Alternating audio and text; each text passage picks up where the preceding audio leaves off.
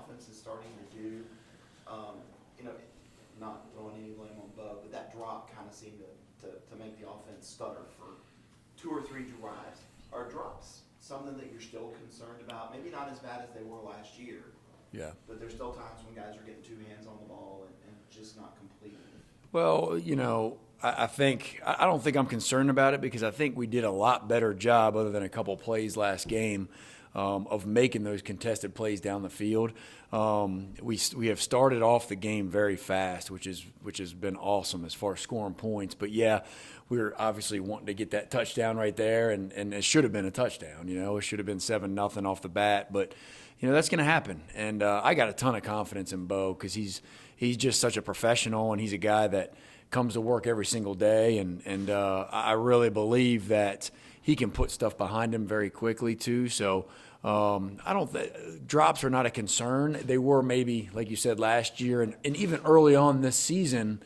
You know, we weren't making some plays down the field, and then got better and better. You know, as the year went on. So I feel like we're in a pretty good spot. You know, I think that's the name of the game, though. Like this is an offense that can be very, very explosive if we're making those plays.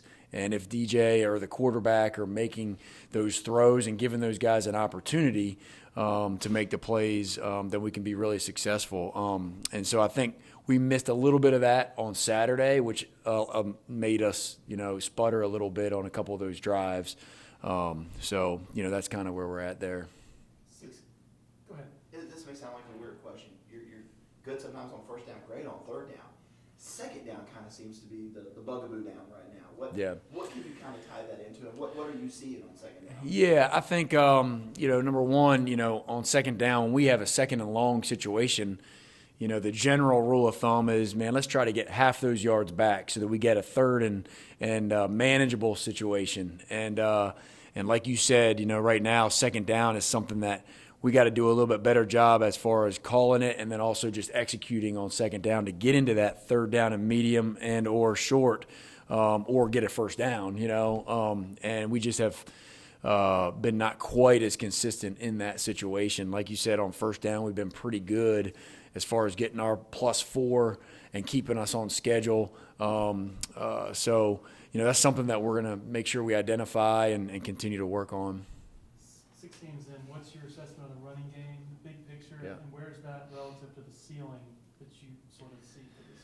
Yeah, I believe that we're in a pretty good spot in the running game. I think that, you know, this past week, you know, fortunately, you know, we made some big plays when we needed to in the running game, and some of them came from DJ, and that's kind of what I told the team afterwards is we got to find ways. We continue to find ways to be productive in different ways, not just throwing the ball, not just running the ball, not just running with our running backs, but also with our quarterbacks. And so I think that just makes us even harder to defend when you have multiple ways of attacking somebody.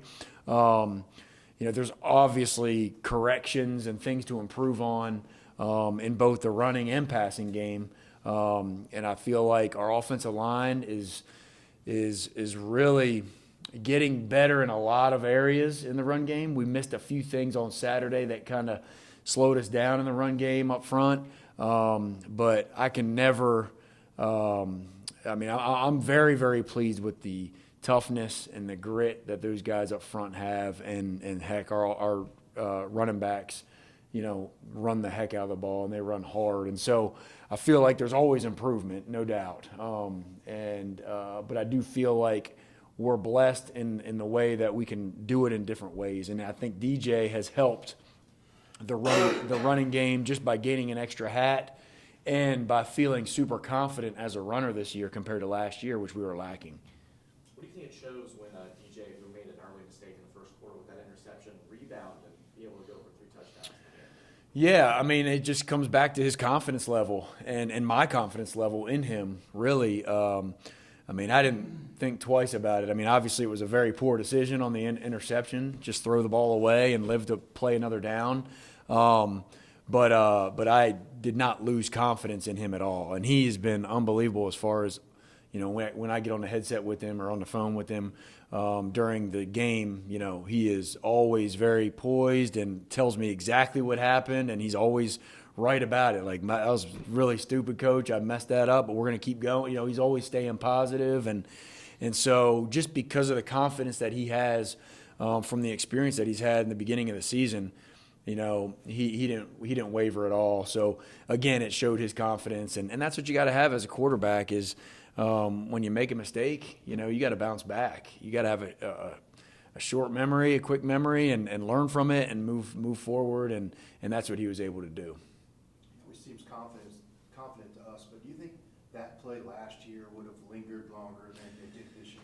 Yeah, I mean, it very well could have because of the confidence, you know, and you know, this year, man, the supporting cast is just playing so much better around him too. So he doesn't feel like he has to be a superhero or feel like he has to push too hard or try to do things that he's not capable of doing. And so I think he's just confident in the space that he's in right now because everybody around him is playing well and he has confidence in those people. How does Kobe being out change things for you? Yeah, you know, we miss Kobe. I mean, he's done an amazing job this year for us, and you know, he's a guy that has a ton of experience. He's a guy that's a really good leader on our football team, and so you know, him being out, you know, definitely, you know, affected us a little bit just because of his presence is usually very, very good, and so we're anxious that, you know, I know he's doing well recovery-wise, and he's going to be back soon enough. And matter of fact, I just texted him a few minutes ago and just excited about him getting him back out there pretty soon. Just probably more carries for the big two for this. Yeah, yes, yeah. And those guys, Shipley and Maffa, man, have done a great job, and I feel a ton of confidence in those guys. Talk about DJ being a more confident runner. How does that translate? Is that just in terms of him being willing to pull it more and run, or is it just the way he's running with the ball that he's more confident? Yeah, I think both. I think he's looking for more opportunities to run. I think he likes to run. He's given suggestions on, you know, what he feels could be working in the run game, whether it's to him or to the backs. But yeah, I think he's just, first off, he feels more explosive. I know we talked about it a bunch at the beginning of the season, but just as losing some of that weight and then just getting healthy with his knee has allowed him to just have a lot of confidence with his explosiveness.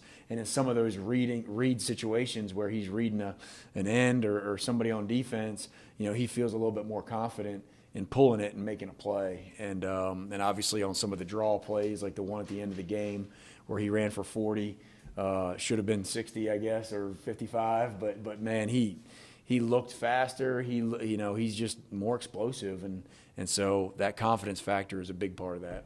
So you put out a fist pound and said, wow, when you heard it was 40. Yeah. Why were you so excited? I was just messing with it. I mean, I just was excited for him because it was a great run. It was a big boost for that drive. You know, we needed that on third down, and it was something that just kind of helped give our guys even more confidence to finish that drive.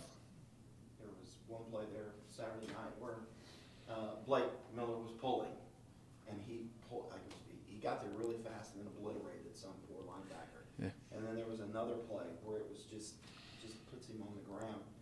Where does he grade right now among some of these guys? Because he's like it's really starting to.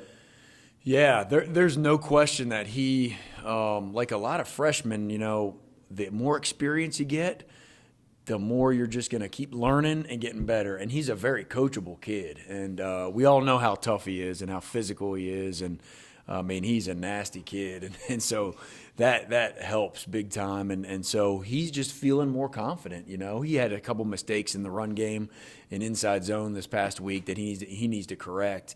But, man, other than that, he's just a great presence on the field, loves to play.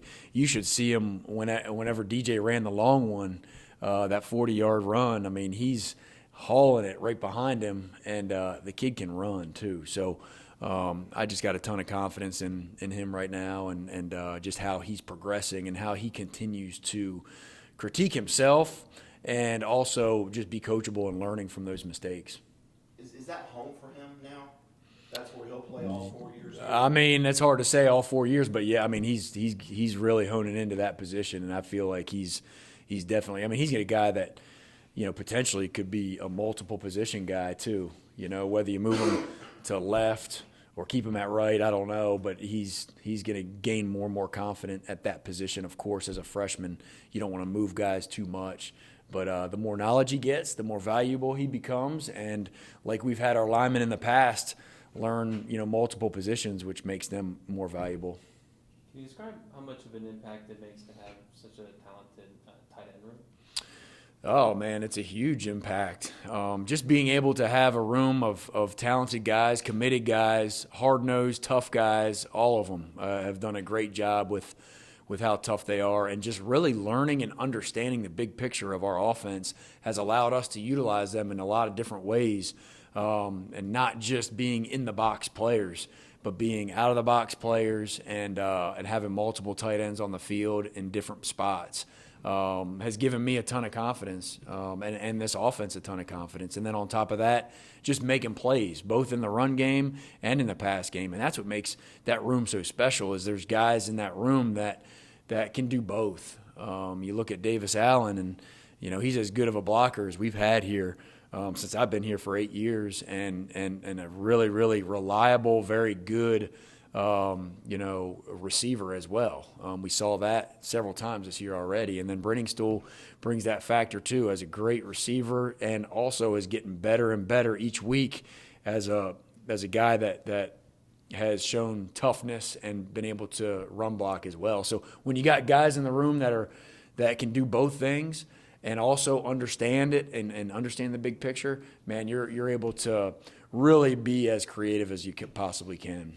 Coach Sweeney said in the past that kind of outside of quarterback, hitting on a tight end recruit coming out of high school, it's one of the more difficult positions to find someone in the recruiting trail that will hit. What do you think it is about the position that makes it so one of those really talented? Yeah, well, it's hard to find a guy that is willing to do both. It really is that is talented in the run game or in the pass game as a catcher, but then also is willing to be in the box and be physical and be able to take on some defensive ends that we take on in the ACC, and that's not an easy task. That's not easy to find. And so when we find those guys, man, they become a target for us pretty quickly. That last drive was as crisp as it was all night. How do you bottle that up? Yeah. And make it go for 4 quarters? Yeah, that's a great question. I wish we could do that every single time. I kind of told the team a similar thing at the end of the game, like, hey, I wish life was easy. I wish every game would go really, really smooth. But then guess what? We wouldn't learn a lot of lessons, right? So I think it's very important for us to bottle those type of drives up. And it's my job and our job as coaches is to help our players understand, like, what caused us to not succeed on certain drives. That's what I'll do today in our meetings, is just show them, hey, what stopped our drive, what made us not be successful, and then here are the things that made us successful, and just trying to be more and more consistent. But the majority of the time, this year when we were not successful is honestly not what the defense did. It's something that we didn't do offensively, or we didn't execute because of one guy or two guys not doing their job. And so obviously this is an ultimate team sport, and we got to make sure everybody's on the same page at all times, and that's what it's going to take as you go down the stretch. And as we get higher on the mountain, man, it's going to get tougher and tougher, and so we got to do a good job of being a little bit more consistent. Got time for about one or two from Zoom, if anybody has any. Coach Trevor from SeaTargets.com. Florida State had a bunch of dudes on defense, but how much of a problem is Burt, number 5? Yeah, I mean, there's no doubt he's a good player. I know he had a little bit of a injury early on in the year and is getting back, but he's a guy that has sparked out there for them. They roll with 4, 5, or 6 defensive ends that all can play, and they're all twitchy, athletic. Your typical Florida State defense that has a ton of athletes out there, and so he's a really good player, and he makes plays all over the field. So we obviously are going to have to do a good job of executing and do a good job of everybody being on the same page. But there's no doubt he's a guy that's one of their top guys on defense. Looks like we had one more, Anna. Hey, Coach Reuters, Anna. You mentioned previously